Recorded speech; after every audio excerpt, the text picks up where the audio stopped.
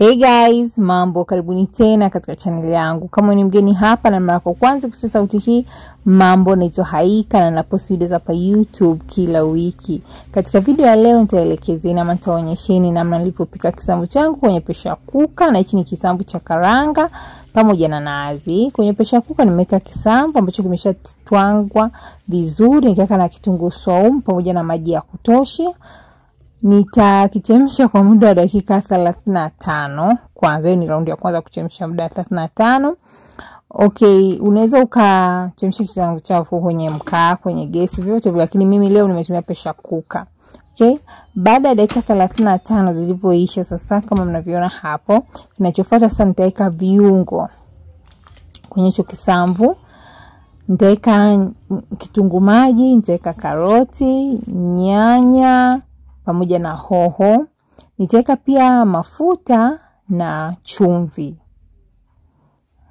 Okay?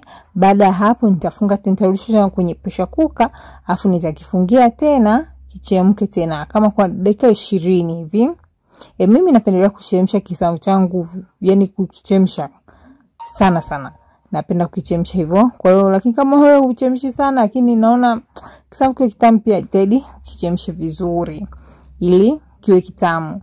Okay, baada ya hapo kama mnavyoona hapo, nikafunga tena, nikaacha sasa kichemke tena. Baada kama dakika 20 kama hivyo, sasa ndo nitakiweka sasa kwenye jikoni, sasa kwenye gesi hapa, sitarudisha tena kwenye pressure cooker, kwenye kukifungia. Hapo ndo nitakapoweka nyanya zangu, nyanya chungu. Unaweza ukaweka pia mabilinganya kama unapendelea, unaweza ukaweka wakati huu. Hapa kinakuwa kimesha chemka vizuri, kinanukia, kimeshaiva, kimeshalainika vizuri. Kwa hiyo ni kuviwekea tu, nitawekea ile karanga ama ntwili kama unayo, nitawekea pia na tui la nazi. Okay, utaangalia chumvi kama haijakolea utaongezea. Utakecha hapa kichemke hata dakika kama 5-10, kisamvu chako kinakuwa tayari. Okay, unaweza ukala hivi ama ukala siku inayofuata.